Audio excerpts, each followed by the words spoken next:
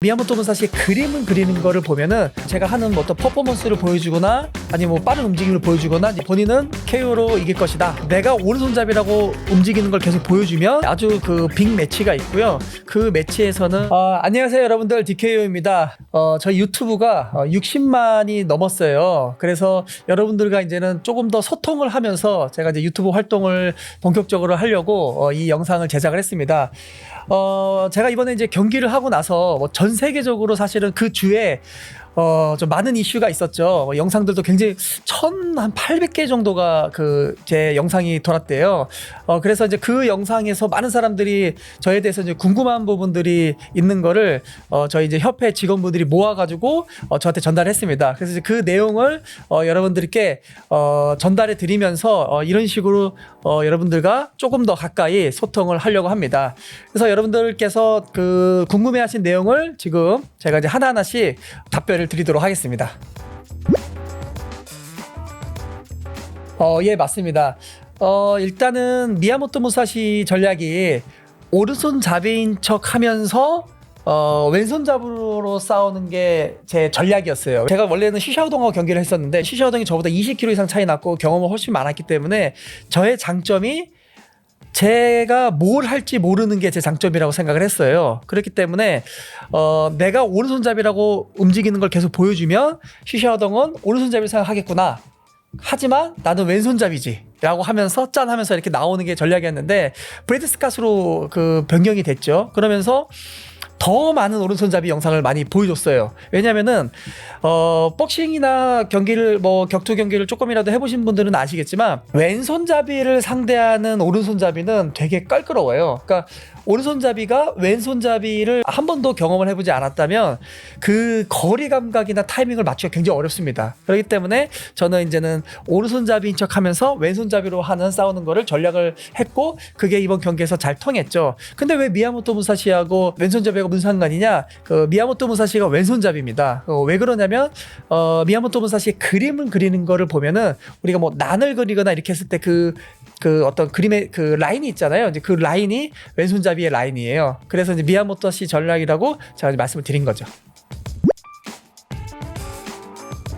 과거에 굉장히 큰 사고가 있어가지고 거의 이 디스크가 원래 한 3마디 정도가 항상 눌려있는 상태입니다. 그렇기 때문에 활동하기가 사실은 뭐 운동을 하거나 이런 부분들이 굉장히 어려웠는데 명상이나 참장을 하면서 그 안정성이 굉장히 높아졌어요. 그 안정성이라는 건 그 신경의 안정성하고 주변 근육의 굉장히 그 단단함이 참장이나 제 이제 명상을 통해서 단단해졌는데 그때까지는 전혀 문제가 없었어요. 뭐 어떤 제가 하는 뭐 어떤 퍼포먼스를 보여주거나 아니면 뭐 빠른 움직임을 보여주거나 이제 이런 부분들은 사실 전혀 문제가 안 됐는데 마지막, 그러니까 제가 12월 달에 경기했는데 마지막 달에 그 프로 복싱 선수들하고 굉장히 강한 스파링을 했거든요. 그때 잘 피하다가 몇 대를 맞은 게 있어요. 그때 맞았을 때 이게 외부에서 충격이 가해진 거죠. 그러니까 외부에서 충격이 가해지지 않으면 멀쩡해요. 근데 외부에서 충격을 강했기 때문에 디스크가 다시 터졌죠. 굉장히 크게 터지고 그래서 이제는 제가 그 큰 부상을 당했고 경기를 포기하라고 의사분들도 말씀을 하셨고 했지만 그래도 제가 한국 분들하고 같이 하는 경기이고 제가 약속을 하는 경기이기 때문에 무조건 한다라고 생각을 하고 그냥 경기를 진행을 했습니다. 예, 일단은 많은 분들이 DKO는 30초도 버티지 못할 거야. 그리고 브리스캇 같은 경우에도 본인은 KO로 이길 것이다. 이런 식으로 얘기를 했어요. 그렇기 때문에 사실은 모든 사람들이 뭐 걱정을 하고 어떤 분들은 뭐 큰일 날 수 있다, 죽을 수도 있다, 뭐 이런 식으로 말씀을 드렸는데 저는 이제는 굉장히 오랫동안 명상을 했어요. 그래서 오랫동안 명상을 했기 때문에 내가 무언가를 하겠다라고 하면 그 다음에는 공포나 어떤 뭐 두려움이나 그런 건 없습니다. 그냥 하겠다 그러면 하는 거고 그냥 계속 과정을 계속해서 지속해 나갈 수가 있어요. 이제 그거는 명상을 오래 했기 때문에 이제 가능했던 거죠. 일단은 제가 디스크고 굉장히 왼손잡이지만 왼손을 사용할 수 없는 상태였기 때문에 이길 수 있는 상황은 거의 만들어지지 않는다고 봤어요. 그래서 제가 왼손잡이기 때문에 거리를 두고 그 다음에 그 거리에서 어떤 식으로 오는지만 보고 그 다음에 피하고 또 클린치를 하고 복싱의 룰을 잘 적용해서 그 친구를 많이 지치게 하면은 절대로 저는 그 친구가 저를 KO를 시킬 수 없다라고 생각을 했습니다. 그렇기 때문에 그러한 전력을 짰고 그런 전략을 해서 뭐 아무런 부상 없이 잘 경기가 마무리된 거죠. 일단은 이제 그 부분이 약간 좀 문제가 있는 부분이 있어요. 왜냐면은 WCS라는 거는 어떤 특정 기술을 우리가 하는 것이 아니에요. 제가 항상 얘기하는 게 뭐 how to relax your whole body, how to control your whole body 이런 얘기를 하는데 어떤 식으로 너의 그 전신을 사용할 수 있어. 어떻게 너는 전신을 이완할 수 있어. 뭐 이런 식으로 항상 제가 얘기를 하거든요. WCS라는 거는 생존을 하고 어떤 상황에서도 그 룰에 빨리 적용을 하고 몸을 어떻게 효과적으로 사용할 수 있는 거를 가리키는 거지 어떤 특정한 기술을 가리키는 것이 아니에요. 근데 이제 제가 세미나 때 보여주는 어떤 빠른 움직임이나 이런 것들도 결국에는 그런 기술을 쓴다는 게 아니라 몸을 이완을 하고 어떻게 전신을 사용하는지에 대한 부분을 설명하기 위해서 하는 거고 제렌치 펀치도 그런 거고 그렇기 때문에 어떤 특정한 기술을 그 경기에서는 보여줄 수 있는 거는 아니죠. 뭐 박치기를 한다거나 뭐 조인트를 한다거나 이런 것도 아니고요. 하지만은 WCS라는 것이 생존을 하고 내가 전신을 잘 사용할 수 있는 능력을 키우는 거기 때문에 저는 복싱을 8개월 동안 수련을 했고 그 8개월 동안 복싱이라는 룰을 이해를 했고 그 다음에 전 UFC 선수 그다음에 저하고 25kg 이상 차이가 나고 키도 7cm 이상 차이 나는 건 메이웨더하고 마이크 타이슨하고 경기를 하는데 메이웨더가 왼손을 안 쓰고 오른손만 한 손으로만 싸우는 거하고 같은 거거든요.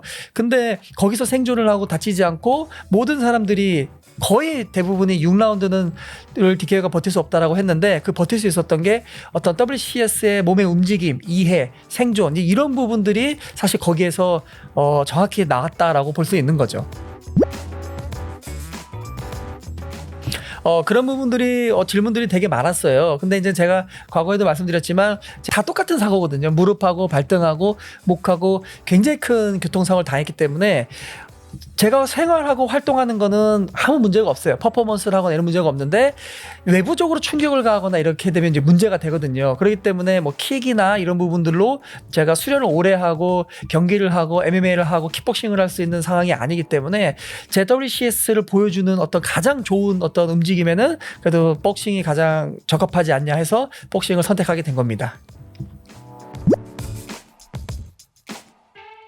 클린치는 일단은 복싱 경기의 하나의 룰이에요. 하나의 그 룰이기 때문에 저는 그거를 적절하게 사용했고 실제 6라운드 경기를 보면은 클린치를 한 그 비율이 그렇게 많지는 않습니다. 이번에 제이크 폴하고 우들리하고 경기한 거를 보면 거기가 더 많아요. 클린치를 했다 안 했다는 사실 중요한 거는 아니지만 클린치를 많이 과도하게 해서 보여준 게 없다라고 하는 그 약간 이제 비난의 여론이 있는데 그거는 저는 개인적으로 제가 어떻게 생존을 하고 제가 지금 부상을 당하고 저보다 훨씬 높은 선수와 싸우는 데 있어서는 가장 큰 전략이기 때문에 그거는 제가 생존을 하는데 이제 필요했던 부분이라고 생각합니다. 일단은 글러브는 저희가 계약서에서 먼저 얘기를 했던 부분이고 전날도 그 이제 계약된 대로 글러브를 똑같이 보여줬어요. 새 거를. 그렇기 때문에 그 친구도 펀치를 해보고 벽에도 펀치를 해보고 상관없다. 그래서 제가 만약에 이 글러브가 나쁘면 다른 글러브를 써도 됐다 하는데 나는 그냥 이 글러브를 쓰겠다. 그래서 저도 똑같은 글러브를 썼고 저는 10온스를 꼈고 그 친구는 14온스를 꼈어요. 근데 체중이 25kg 이상 차이 나고 체급 차이가 7체급의 차이가 나면 사실은 저는 8온스를 끼고 그쪽은 16온스를 끼는 게 사실은 맞아요. 근데 그렇게 끼면은 너무나 큰 차이가 났기 때문에 그냥 제가 10온스를 끼고 그 친구가 14온스를 낀 거죠. 저는 그 부분에 있어서는 오히려 제가 더 불리했다고 봅니다. 근데 뭐 계약을 그렇게 했기 때문에 저는 뭐 괜찮다고 생각합니다. 일단은 주작이 될 수가 없어요. 왜냐면은 그 친구가 그 경기를 했을 때 굉장히 화를 많이 냈고 코치분도 굉장히 화를 냈고요. 욕도 많이 하고 그 다음에 경기를 하는 전날 개차량까지도 제 주먹이 사람을 한 번도 때려보지 않은 주먹이다. DK의 얼굴을 봐라. 저게 이제는 격투가의 얼굴이냐, 몸을 봐라, 얇다, 그 다음에 그 어떤 섀도우 복싱이나 이런 걸 하는 걸 봐라, 완전히 그냥 초보자다, 이런 얘들을 굉장히 많이 했어요. 그리고 경기 바로 그 당일날 인터뷰 때도 자기는 기계 까고 싶지 않다, 하지만 DK를 다치게 하진 않는다, 그냥 난 KO를 시키겠다, 배를 때리던 턱을 때리던 자기는 KO를 시키겠다, 이런 얘기를 했는데 How do you hope to come out on top? I intend to finish him. Just finish him. Yeah, body shot, jaw off, whatever. Not actually hurt him. You know what I mean? Knock him out. 그런 것만 봐도 사실 주작은 아니죠. 그거는 이제는 사우스포와 오소독스의 문제일 것 같아요. 많은 분들이 브래들리는 레슬링 선수다라고 생각하는데 그 사람은 레슬링 선수가 아니라 킥복싱 베이스를 하는 MMA 선수입니다. 그렇기 때문에 물론 레슬링도 하고 지수도 하지만 그게 메인인 사람이 아니에요. 그분은 킥복싱을 하는 분이고 그 다음에 복싱도 굉장히 잘했고 각을 치고 때리는 거나 어떤 그런 부분도 굉장히 잘했지만 체력적인 부분 그 다음에 제가 사우스포 왼손잡이라는 부분 이런 부분 때문에 공격을 할 수 없는 것들이 되게 많았을 거예요. 왜냐면 오른손잡이랑 싸우게 되면은 그 거리가 어느 정도 있는데 왼손잡이랑 싸우면은 거리가 2배로 멀어집니다. 그러면은 본인이 2배를 더 들어오던가 그래야 되는데 영상을 보시면 브래들리가 저한테 근거리에서 저를 때린 게 하나도 없어요. 근데 문제는 이제 브레스코 선 반응이 이제 궁금합니다. 아직까지는 저도. 펀치를 던지지 않고 있습니다. 네. 스콧 지금 도망가야 됩니다. 지금 제가 결정을 해야 됩니다. 스텝을 먹고 있어요 지금. 네. 도망을 가지 절대 링을 같이 등지에 볼 적- 좀 뭐냐면 이렇게 딱 섰을 때 오른손잡이는 이렇게 쓰죠. 그러면 왼손잡이는 이렇게 쓴단 말이에요. 그럼 왼손잡이를 딱 쓰게 되면은 얼굴이 여기 있는데 오른손잡이를 쓰게 되면 얼굴이 여기 있거든요. 그러니까 2배가 더 멀어진 상태에서 제가 여차고 백스텝을 하거나 앞손이 나오기 때문에 뭐 원투를 치거나 훅을 치거나 이런 거는 거의 안 되죠. 그래서 브래들리 스캇이 한 거는 계속 들어와서 때리는 거였는데 그럼 들어오려면 본인도 계속 체력이 또 빠지지 않습니까? 저는 빠지니까 그렇기 때문에 체력이 빠지니까 또 힘이 약해지고 그러니까 주먹이 덜 나가고 이제 이렇게 된 거죠. 일단은 저는 그 생존을 하는 것이 목적이었고 그 다음에 제가 왼손이 약해도 오른손만으로도 7체급 위인 사람하고 싸울 수 있다라는 거를 보여준다라는 것이 목적이었기 때문에 저는 개인적으로 그 만족을 합니다. 하지만 뭐 어떤 분들은 DKU가 굉장히 빠른 움직임이나 이런 움직임들을 보여준 게 없어 뭐 이런 얘기를 할 수 있는데 그거는 뭐 어쩔 수 없는 부분이고요. 욕할 분들은 뭘 해도 욕하니까. 근데 하지만 제가 이제 2022년에 굉장히 그 큰 이벤트를 할 예정인데 그때는 브래들리 스캇처럼 그런 체급이 아니라 비슷하거나 작은 사람하고 할 텐데 그때는 뭔가를 정확하게 그 보여줄 수 있을 것 같습니다.